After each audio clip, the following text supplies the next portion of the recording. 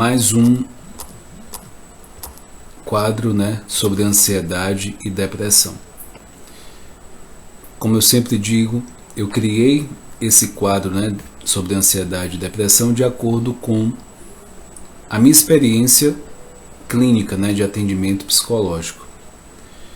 E aí, a partir disso, eu trago algumas questões iniciais que, eu tirando essas dúvidas, muito do sofrimento dessas pessoas vão diminuir.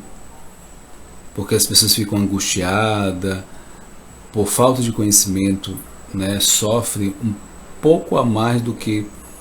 Sofrem mais, né, do que realmente a situação em si. Ela poderia, né, com conhecimento, ter um direcionamento melhor, um tratamento e acabar, né, com aquele sofrimento ali naquele momento. Então, o objetivo é esse norteador inicial, que seja a decisão, né, de começar um atendimento psicológico, buscar um psiquiatra. Su, seja bem-vinda. Porque assim, tem muita gente que não sabe a diferença de um psiquiatra e de um psicólogo. O psicólogo, ele não vai receitar remédio, o psiquiatra sim. Em alguns casos de depressão e ansiedade, vai ter a necessidade de usar remédio e outros não. Quando não há necessidade de usar remédio, a gente vai buscar alternativas para que, a partir do conhecimento natural, por exemplo, uma atividade física, esse paciente ele possa normalizar as questões hormonais. Ansiedade, depressão, fala que é basicamente a parte hormonal.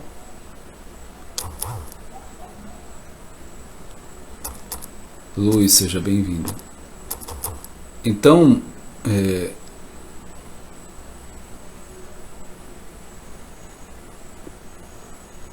baseado nisso, quando for a estratégia de coisas naturais, né, para poder reagir, mas vai ter situações que uma pessoa com depressão, por exemplo, ela não vai sair de casa, ela não vai sair do quarto, só para você ter ideia da gravidade. E nesses casos, realmente é preciso usar medicamento para restabelecer, porque ela está inerte, ela está parada ali naquele processo ali. Só enfatizando, a depressão é a pessoa... Neuza, seja bem-vinda. A depressão é o fato da pessoa estar presa no passado. Ela fica remoendo, magoada, ressentida com alguma coisa. Quando se trata de ansiedade, a gente está falando do futuro. A pessoa está presa no futuro. Em boa parte dos pensamentos de uma pessoa que está ansiosa, ela está... Vamos dizer que 90 e poucos %, aquilo não é real. Aquilo que ela está pensando não é real. Então, se a pessoa, dentro de um processo de... até com ela mesma, ela começar a questionar esse tipo de pensamento, porque geralmente uma pessoa ansiosa, ela espera o pior acontecer. Ela tem uma tendência a ser mais negativa, então ela espera o pior acontecer. Então, mínimas ações que ela tenha, ela vai pensar, vai ter medo, aquilo não vai funcionar, vai acontecer alguma coisa. Então, sempre voltado para o futuro. E o que é estresse? O estresse é um excesso de presente. Então, até o presente em excesso também pode fazer mal. Então, nesse sentido, o que a gente está falando aí da mente? É a questão do tempo da sua mente. Dependendo aonde você esteja, seja no passado, seja no futuro, é um tipo de sintoma que você possa vir apresentar. E hoje, né, eu vou estar falando sobre a depressão em pacientes hospitalizados, né? E essa é a segunda parte. A gente sabe quando a pessoa ela vai para o hospital, ela, primeiramente, todo o ambiente que ela está inserida, ela não está no quarto dela, ela não tem, na questão do quarto do hospital, não tem nada que ela goste. É tudo muito padrão. E até a questão do tratamento é o paciente do quarto tal. Poucas pessoas, ou então, vamos dizer que na comunidade da medicina, por exemplo, se cultiva muito. Eu não vou generalizar porque tem profissionais e profissionais. Mas o que se ensina, ou o que fica com maior evidência, é justamente esse tratamento ou esse distanciamento médico-paciente. Quando eu digo, né, médico-paciente, eu estou englobando tudo que está em torno ali de um hospital e um paciente. De todas as formas, esse paciente ele está ali fora do ambiente normal, do que ele gosta, né? A comida que ele come é outra, o ambiente do quarto é outro, ele está ali numa posição, né, de dependência, né, das pessoas que estão ali próximo. Então, em vários sentidos, em vários fatores, esse paciente que está no hospital, ele é afetado emocionalmente, psicologicamente. E aí, essa live de hoje, eu vou estar falando sobre o pré-operatório, sobre a experiência das pessoas que na pandemia foram internados, por exemplo, né? Em cada caso desse, o pré-operatório, né? O que acontece no pré-operatório? A pessoa, por mais simples que seja a cirurgia, ela começa a pensar uma série de coisas, né? Pode dar errado, né? É um momento sensível da pessoa. Então ela começa a imaginar uma série de coisas ali que pode começar a dar medo. Noélia, seja bem-vinda. Né? Uma cirurgia de coração, aí tem a questão, a confrontação com a morte. A morte é um assunto que normalmente a gente não fala, né? É velado. Então, nesse sentido,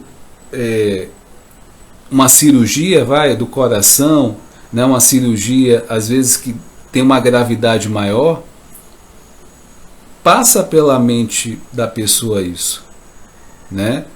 Então, assim, eu conheço pessoas que fizeram cirurgia mais simples e se a gente for ver, né, toda o que está em torno disso, né, quem vai tomar conta dela, a questão do trabalho, vai ter que precisar faltar o trabalho, essa questão do pós, né, tem um mal-estar em algumas situações, o pós a cirurgia. Então são vários elementos que mexe com essa pessoa, a questão da cirurgia.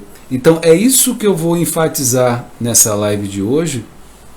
E se você que está assistindo, né, quiser contribuir, talvez, né, toda a sensação, toda a experiência talvez de alguém, né, antes mesmo, Lázaro, seja bem, grande locutor aí, seja bem-vindo. Então, tudo que está em torno disso mexe com as pessoas, da cirurgia mais simples, né, e mais complexa que seja. Então, eu vou estar enfatizando um pouco mais, né, a cirurgia cardíaca hoje aqui, né, é um procedimento realizado quando a expectativa de vida é maior, né, com tratamento cirúrgico do que com tratamento clínico, por exemplo, né? Existe a questão cirúrgica e existe o tratamento. Existem 3 classes de cirurgia. Existem as corretoras, né, que é o fechamento de canal arterial, de defeito séptico, ventrículo. Eu vou falar um pouco mais técnico aqui para vocês, mas é só para a introdução para você entender o quanto de coisas pode envolver uma cirurgia e os elementos. Então, assim, troca de transplantes, então tudo isso uma cirurgia cardíaca pode ter. Então, o coração é um órgão muscular que fica dentro do tórax. Então, esse órgão é envolvido por uma membrana cheio de líquido chamado pericárdio. Tem como função bombear o sangue oxigenado, né, que vem dos pulmões para todo o corpo e assim direcionar o desoxigenar, né, e retornar ao coração. Então, até os pulmões. Então, olha a complexidade disso, que o coração, né, o oxigenar e o desoxigenar. Então, tudo isso, imagine, é uma fração de segundo. Se isso não for feito bem feito, a pessoa pode ter uma complicação. Então, o procedimento cardíaco é uma cirurgia realizada para recuperar danos ali.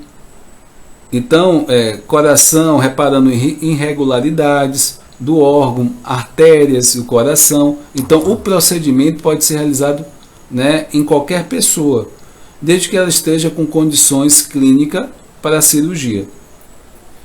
Aí, baseado nisso, na complexidade disso, eu vou falar agora da parte das reações, das notáveis reações desses pacientes diante da cirurgia. Ao ser submetido para o procedimento cirúrgico, pode apresentar novos comportamentos, como anseio de álgias, medo de ser anestesiado, dos procedimentos, do desconhecido. O pré-operatório é uma situação nova, gerando dúvidas sobre a recuperação e além do temor de ficar irreconhecível ou impossibilitado, e principalmente o pavor de morte, o de morrer. Então, dentro de uma cirurgia, esse processo emocional é ativado de uma forma absurda, ainda mais em uma cirurgia de coração. Alterações de preocupações no aspecto de ansiedade, o medo são consideráveis, e quando uma ameaça imediata é percebida, sintomas de medo se sobressaem, e ao passo de preocupação são antecipações de intimidações. Assim, a preocupação e o medo se sobrepõem, mas se diferenciam. O medo sendo mais frequente em períodos de irritabilidade e ansiedade apresentando comportamentos de esquiva ou prudência. Então, ao realizar a cirurgia, o paciente produz modificações psicológicas capazes de dificultar posteriormente o seu tratamento. Dessa maneira, quando o paciente for submetido à cirurgia cardíaca, imediatamente ficará focado nas consequências que a cirurgia irá causar no seu cotidiano. Com a descoberta da necessidade da intervenção do procedimento, ele subentende que a sua saúde está debilitada e assim precisa enfrentar e lidar com os desdobramentos desse período e se refazer com a pausa do seu cotidiano. E aí vem, tá? A identificação dos sentimentos dos pacientes no pré-operatório de cirurgia cardíaca, no âmbito hospitalar, é muito importante. A equipe hospitalar desempenha um papel abrangente no cuidado da pessoa submetida a um procedimento cirúrgico complexo, como é o caso das cirurgias cardíacas. A assistência ao paciente engloba os cuidados pré-operatórios com apoio emocional, psicológico oferecido ao doente e seus familiares, também no período de recuperação pós-cirurgia. É bem interessante que não só esse paciente, mas os familiares também precisam desse acompanhamento psicológico, né? E esse cuidado de perceber como esse paciente está não é só algo da própria pessoa ou da família, mas da equipe também hospitalar, de perceber como essa pessoa está. E aí, diante desse conteúdo exposto, né, houveram estudos nessa direção, na relação da ansiedade, né, perante ao estado pré-operatório na cirurgia cardíaca e em pacientes hospitalizados. Então, o que é que eu quis mostrar aqui nessa parte? Além do paciente estar hospitalizado, ele ainda vai fazer uma cirurgia, né? E existe esse estado pré-operatório que vai mexer com essa pessoa de uma forma muito intensa. E é interessante a gente falar que aí eu já vou falar um pouco mais dos idosos, tá? E aí trazer um pouco da questão do câncer. A Organização Mundial de Saúde, OMS, destaca que o câncer não precisa mais ser uma sentença de morte, pois existe a capacidade de reduzir a carga da doença e melhorar a sobrevivência e a qualidade da vida das pessoas portadoras de câncer. O câncer é uma doença crônico-degenerativa, caracterizada por um crescimento anormal e desordenado de células do corpo. Então, ela traz alterações genéticas, né, o estilo de vida e fatores ambientais vão contribuir para isso, e a idade acima de 60 anos, considerando fator de risco, né, para o câncer, e idosos possui 11 vezes mais chance de desenvolver neoplasias que o adulto jovens. Então, foi estimada que a ocorrência de cerca de 600 mil casos novos de câncer no Brasil, isso foi feita em 2020, mais ou menos, e isso tem crescido cada vez mais. E aí, trazer um pouco essa questão do câncer, da questão desse público idoso que é mais risco para eles, entendendo um pouco mais o que é o câncer, e aí trazer a questão da complexidade dessa questão dessas relações, do domínio da sua vida ou da pessoa que está nessa condição. Que aí vai englobar, né, a saúde física, psicológica, o nível de dependência, relações sociais, crenças pessoais e a relação do indivíduo com o meio ambiente que ele está ou convive. Então, pacientes oncológicos são observadas mudanças significativas na sua qualidade de vida, devido aos fatores que incluem desde mudanças físicas até emocionais, interferindo diretamente na conduta do paciente ao se submeter aos procedimentos cirúrgicos. Então, assim, eu falei da idoso, eu falei do câncer, eu falei da questão da cirurgia. Pacientes hospitalizados. Então, trazendo tudo isso para ilustrar o quanto esse ambiente pode ser hostil para essas pessoas, tá? Eu vou trazer agora um pouco do estudo em relação ao que as pessoas, no geral, passaram na pandemia, os que foram hospitalizadas ali. E houve estudo baseado nisso para fazer relação em relação à questão de efeitos, né? O pós, como essas pessoas que foram hospitalizadas nesse período de pandemia, o efeito dessa doença, desse vírus, após, e a gente saber um pouco o quanto isso foi impactante, e talvez muitas pessoas ainda tenham um impacto, ainda sofrem o impacto disso, tá? Então, teve um estudo feito por 425 pacientes que se recuperaram de forma moderada e grave na pandemia, tá?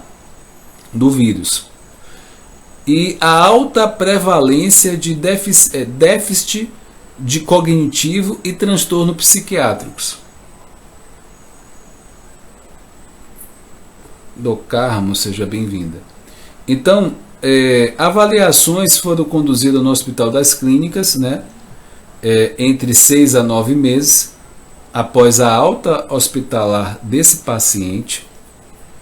Então, mais da metade, né, 51,1% dos participantes relatou ter percebido declínio da memória depois da infecção, e outros 13,6% desenvolveram transtorno de estresse pós-traumático, tá? Memória foi afetada e um estresse pós-traumático foi criado. O transtorno de ansiedade também, né, generalizada, foi diagnosticada em 15,5% dessas pessoas, e 8,14% deles o problema surgiu após a doença.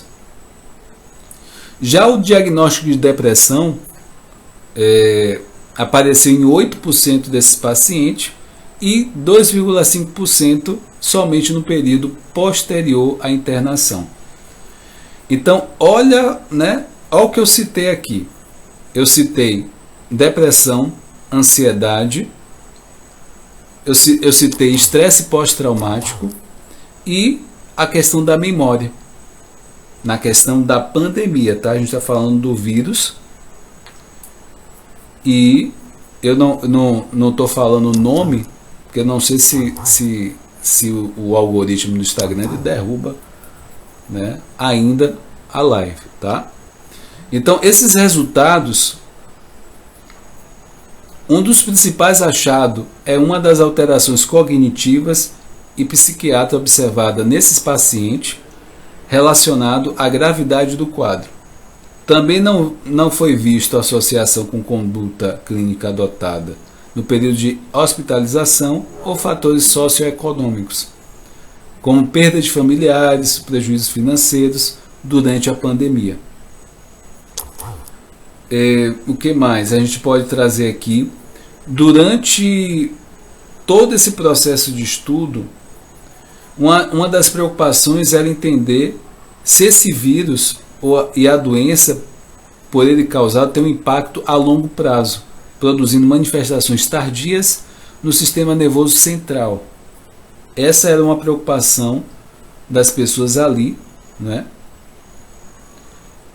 E todo o processo. Então, o fato de não ter sido encontrada uma correlação clara entre condição psiquiátrica e a magnitude da doença na fase aguda ou fatores psicossociais, incluindo a natureza socioeconômica, vivências traumáticas, a hipótese de alterações tardias relacionadas à infecção, né, desse vírus, né, no processo inflamatórios, associado a alterações imunológicas, né, danos vasculares e dentre outras, né, poderia dar origem aos transtornos.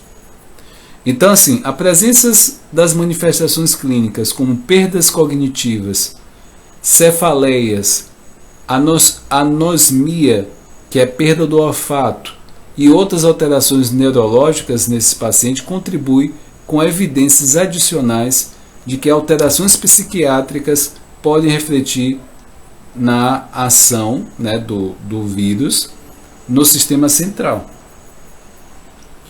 Então, assim,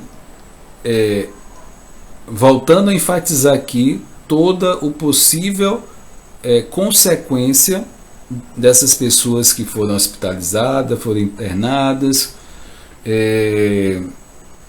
a questão, né, cognitiva, memória, atenção, fluência verbal, orientação de espaço temporal, né, a velocidade de processamento, né, são alguns sintomas das pessoas que passaram por isso na pandemia, tá? E aí, a partir disso, né, foi observado em todas as idades isso, a questão também do declínio da memória. E aí a gente vai falar também da questão da depressão, ansiedade, estresse pós-traumático, algo que elevou muito. E agir tudo isso, né, diante desse quadro. Eu quero enfatizar aqui, né, que eu falei no início dessa live, eu estou enfatizando a ansiedade, a depressão e no ambiente, né, hospitalar de internação, onde tem toda uma despersonalização desse paciente. A roupa que ele usa não é a roupa que ele gosta. A comida que ele come não é aquela que ele gosta. O quarto que ele está não é o que ele gosta. Né? Ele está numa situação de dependência também que ele não gosta. Então, de todos os sentidos e todos os ângulos da situação, isso vai mexer com essa pessoa. Então, é um estado, é uma situação que realmente, em vários sentidos, vai mexer com essa pessoa. Tá? E aí, a partir disso, a gente vai ver vários indícios, né? Voltando à questão da pandemia, os efeitos pós, indícios que consequências aconteceram e pessoas, né, com consequências tardias desse processo. O objetivo realmente é isso, é trazer esses aspectos para que a gente possa estar refletindo, que seja ou você que está assistindo, ou alguém que você conhece, né, talvez alguns sintomas como esse que eu citei aqui, e pessoas que possa vir a fazer alguma cirurgia, de antemão saber de vários aspectos que pode mexer, e você, com essa consciência, e até você que está acompanhando alguém, tranquilizar essa pessoa, né, de alguma forma, sabendo o estado, o quanto isso mexe, né, essa empatia com essa pessoa. E aí você vai poder, de fato, lidar com essa situação e também ajudar essa pessoa que está passando por isso. Tá? Qualquer dúvida que vocês tiverem, vocês podem estar falando comigo, tanto no direct como aqui nos comentários desse vídeo, ou se você está assistindo esse vídeo no YouTube, também você pode deixar os comentários, que para mim vai ser te responder, tirar suas dúvidas com o maior prazer. Tá? Toda segunda-feira eu estou aqui trazendo esse quadro de ansiedade e depressão. Se você tem pessoas, se você conhece pessoas com ansiedade e depressão, né, compartilhe essa live, convida para vir para cá dia de segunda-feira assistir. E começando um horário um pouco diferente, 20h47, e dia de quarta-feira eu trago o circuito de filmes também. Esse filme dessa semana é os 7... Deixa eu ver se eu fugir minha memória aqui. 7 é do amor, tá? Você que tá, às vezes dá uma olhada depois, me fugiu agora na memória. 7 regras do amor, tá? 7 regras do amor. É o próximo filme do circuito. Você acha no YouTube. E quinta-feira eu trago assunto da psicologia, coach, produtividade, inteligência emocional, desenvolvimento, tudo isso para que a gente possa estar sempre ligado, lidando com as nossas emoções, relacionamentos, e possa realmente mudar o mindset, a mentalidade. Isso que é o mais importante.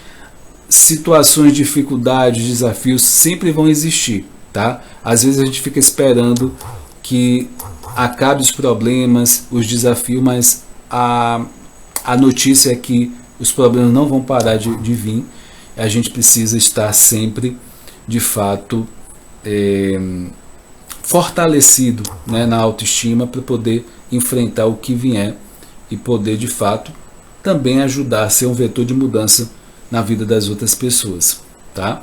E agradecer, parabenizar a todos vocês. Se você não é inscrito no canal Whindeson Moraes Coach, o link está aqui na bio no Instagram, né? Compartilha. E se você está vendo esse vídeo no YouTube, também compartilha. Segue essa jornada, né, do Crescer e Contribuir, que eu possa inspirar cada vez mais pessoas dentro desse projeto, tá? Venha com a gente. Até a próxima. Tchau, tchau, gente.